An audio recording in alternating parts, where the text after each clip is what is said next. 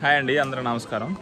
So ఈరోజు నేను ఎప్పటి నుంచో చాలా రోజుల నుంచి వెయిట్ చేస్తున్న ఒక ప్లేస్కి అయితే వచ్చేసాను. సో ఆ ప్లేస్ ఏంటంటే చాలామందికి తెలుసు, కోణార్క్ టెంపుల్. మనకి కొత్తగా రిలీజ్ చేసిన 10 రూపాయల నోటు మీద, తర్వాత పాత 20 రూపీస్ నోటు మీద మనకి కోణార్క్ టెంపుల్లో ఉన్న 24 వీల్స్లో నుంచి ఒక వీల్ ఒక ప్రింటే అక్కడ ఉంటుంది. మీరు చూసినట్లయితే ఇదే కోణార్క్ టెంపుల్. చాలా పెద్దగా ఉండింది, మనకి ఇక్కడ చాలా విశాలంగా ఉండింది. సో ఈ టెంపుల్ యొక్క చరిత్ర మనకి 13th సెంచరీలో బిల్డ్ చేశారంట. ఒక 150 and 200 ఇయర్స్ పూజలు అందుకున్న తర్వాత ఒక పెద్ద సైక్లోన్ ఒకటి వచ్చిందంట. సో ఆ సైక్లోన్ వల్ల అది చాలా డిస్ట్రాయ్ అయిపోయిందంట టెంపుల్. సో అప్పటి నుంచి దీంట్లో పూజలు అందుకోవట్లేదు. సో తర్వాత ఏమైందంటే, ఎప్పుడైతే ఫ్రెంచ్ వాళ్ళు ఈ సముద్రం నుంచి ట్రావెల్ చేసేటప్పుడు వాళ్ళకి కంపాస్లో డైరెక్షన్స్ అనేవి సరిగ్గా చూపించేవి కాదంట.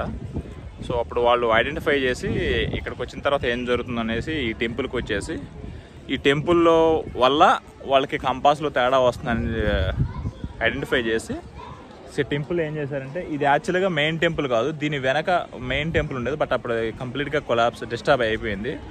సో ఇప్పుడు వచ్చేసి ఈ టెంపుల్లో 1911లో సమ్వాట్ అరౌండ్ దీన్ని టెంపుల్ లోపల మొత్తం శాండ్తో ఫిల్ చేశారంట. ఎందుకు అంటే వాళ్ళకి కంపాస్లో ప్రాబ్లం వస్తుంది కాబట్టి సో శాండ్తో ఫిల్ చేశారు. ఇది జస్ట్ ఇక్కడ మన గైడ్ చెప్పిన మాట మాత్రమే, మనకి యాక్చువల్గా తెలియదు. సో ఎందుకు కంపాస్లో డైరెక్షన్ చేంజెస్ వస్తున్నాయంటే, ఈ స్టోన్ వచ్చేసి మనకి ఇది ఒరిస్సాలో ఉంది టెంపుల్. సో మీకు అందరికీ తెలుసు, మనకి ఎక్కువ ఐరన్ మ్యానుఫ్యాక్చర్ అయ్యేది మా ఒరిస్సాలోనే. ఎందుకు అంటే ఇక్కడ ఐరన్ నిక్షేపాలు ఎక్కువ ఉన్నాయి. సో ఇప్పుడు ఈ రాయిలో 26% ఆఫ్ ఐరన్ ఉంటుందంట లోపల, అంటే చిన్న చిన్న బుడిపిల్లాగా ఉంటుంది ఒక స్టోన్ కట్ చేస్తే. అది వన్ రీజను. నెక్స్ట్ వచ్చేసి ఈ దీంట్లో వాడిన 300 టన్నులు ఎంతో ఐరన్ వాడారంట.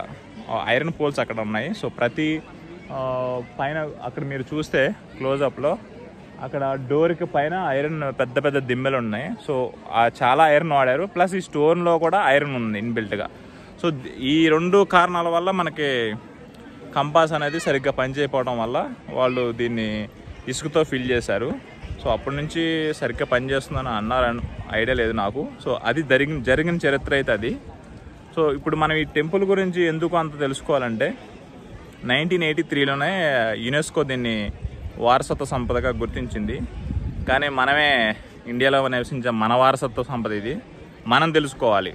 ఎవరో బయట వాళ్ళు వచ్చి యునెస్కో వాళ్ళు రికగ్నైజ్ చేసడం కన్నా మనం తెలుసుకోవాలని నా ఫీలింగు. ఇక్కడికి వచ్చి చూశాను, ఈ టెంపుల్లో నాకు గొప్పగా అనిపించింది ఏంటి అంటే, టెంపుల్లో ప్రతిదీ చిత్రీకరించారు. మనిషి ఎలా పుట్టాలి ఎలా చావు వరకు మొత్తం, వాళ్ళ మ్యారీడ్ లైఫ్ కాడ నుంచి వాళ్ళ పర్సనల్ లైఫ్ కాడ నుంచి ఎలా కట్లు కట్టాలి, ఎలా డెలివరీస్ ఇవ్వాలి, ఎలా పెళ్ళిళ్ళు చేయాలి, యోగాలు ఎలా చేయాలి, ఆసనాలు ఏంటి, మొత్తం ఈ టెంపుల్ చుట్టూ చిత్రీకరించారు.